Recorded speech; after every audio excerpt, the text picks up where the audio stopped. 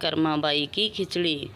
यह कहानी है भगवान कृष्ण की प्रिय भक्त कर्माबाई की। कर्माबाई बचपन से ही अपने पिता जीवन राम को भगवान कृष्ण की पूजा करते हुए देखती थी। वह कभी भी कृष्ण भगवान को भोग लगाए बिना भोजन ग्रहण नहीं करते थे। जब कर्माबाई 13 साल की थीं, तब एक दिन जीवन राम को तीर्थ पुष्कर स्नान के लिए जाने की इच्छा हुई। साथ में उनकी पत्नी ने भी पुष्कर स्नान की इच्छा प्रकट की। जीवन राम अपनी बेटी को भी ले जाना चाहते थे, लेकिन दुविधा यह थी कि अगर वह सब घर से बाहर गए तो श्री भगवान कृष्ण को भोग लगाएगा कौन। तब जीवन राम ने इस नित्य कर्म की जिम्मेदारी कर्माबाई को सौंपी और कहा कि देखो बेटी कर्मा, सुबह भगवान कृष्ण को भोग लगाने के पश्चात ही तुम भोजन ग्रहण करना। कर्मा ने भी अपने पिता की हाँ में हामी भर दी। अगले दिन सुबह कर्माबाई ने उठकर सबसे पहले गुड़ और घी डाल के बाजरे का खिचड़ा बनाया और भगवान की मूर्ति के आगे रख दिया और बोली, भगवान मैंने भोग रख दिया है, आपको भूख लगे तब खा लेना, तब तक मैं घर के काम पूरे कर लेती हूँ। इतना कहकर कर्मा अपने कामों में जुट गई। काम करते करते बीच बीच में आकर देखने पर जब कर्मा को ज्ञात हुआ कि भगवान ने अभी तक खिचड़ा नहीं खाया है, तब उसे संदेह हुआ कि शायद खिचड़ी में घी और गुड़ कम है, इसलिए भगवान कृष्ण भोजन ग्रहण नहीं कर रहे हैं। तभी कर्माबाई ने खिचड़ा में थोड़ा गुड़ और घी मिलाया और मूर्ति के सामने बैठ गई। वह बोली, भगवान मेरे पिताजी जब खिलाते हैं तब तो आप खा लेते हो, तो अब क्यों नहीं खा रहे हो। और अभी तो पिताजी बाहर गए हैं, उन्हें आने में बहुत दिन लगेंगे।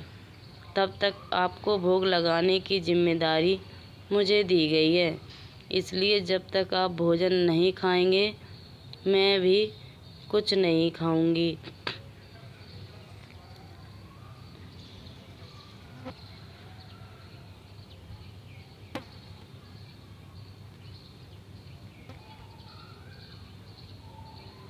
इस तरह जिद पर अड़ी नन्ही कर्मा की प्यारी बातों से कृष्ण भगवान का सिंहासन डोल गया और मूर्ति में से आवाज़ आई, बेटी कर्मा, तुमने पर्दा तो किया ही नहीं, तो मैं कैसे भोजन ग्रहण करूं। तब कर्माबाई ने मूर्ति के आगे अपनी चुनरी का पर्दा किया और कुछ ही समय में कृष्ण मूर्ति के सामने रखी खिचड़ी की थाली खाली हो गई।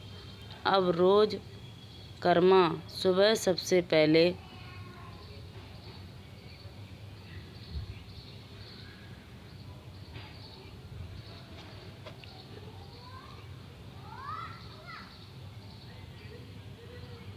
कृष्णा को बाजरे का खिचड़ा खिलाती और बाद में खुद भोजन ग्रहण करती। कुछ दिनों बाद घर लौटने पर कर्मा के माँ बाप भी कृष्ण की लीला देखकर दंग रह गए। इस तरह कर्माबाई ईश्वर कृष्ण की निस्सीम भक्त बन गई। अपने जीवन के अंतिम दिनों में कर्माबाई भगवान जगन्नाथ की नगरी जगन्नाथपुरी में एक कुटिया में बस गई थी। वहाँ पर एक दिन कर्माबाई की कुटिया के सामने एक तेजस्वी कांति वाला बालक आया और उसने कर्माबाई से कहा, मुझे भूख लगी है माँ, खाना दो। उस वक्त भी कर्मा अपने भगवान कान्हा को खिचड़ा का भोग लगा रही थी। कर्मा ने उस बालक को भी खिचड़ा खिलाया। उसके बाद से वही बालक हर रोज़ कर्मा के हाथ का खिचड़ा खाने आता था। यह सिलसिला कई वर्षों तक चलता रहा।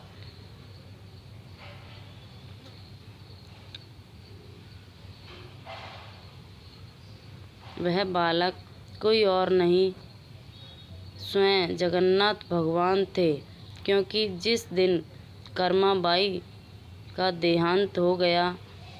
उस दिन जगन्नाथ भगवान की मूर्ति की आंखों से भी आंसू बह रहे थे और उसी रात मंदिर के पुजारी के स्वप्न में जगन्नाथ भगवान आए और अपने दुखी होने का कारण बताया कि उनकी परम प्रिय भक्त कर्माबाई गोलोक सिधार गई हैं। मैं रोज़ सुबह उसके हाथ की खिचड़ी खाता था, अब मुझे खिचड़ी कौन खिलाएगा।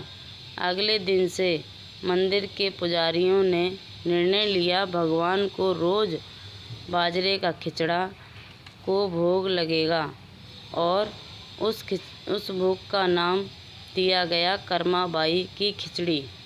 दोस्तों, कहानी अच्छी लगी हो तो चैनल को सब्सक्राइब कीजिए, बेल आइकन को प्रेस कीजिए ताकि आने वाले वीडियो की नोटिफिकेशन आपको सबसे पहले मिले। लाइक कीजिए, कमेंट कीजिए। Thanks for watching.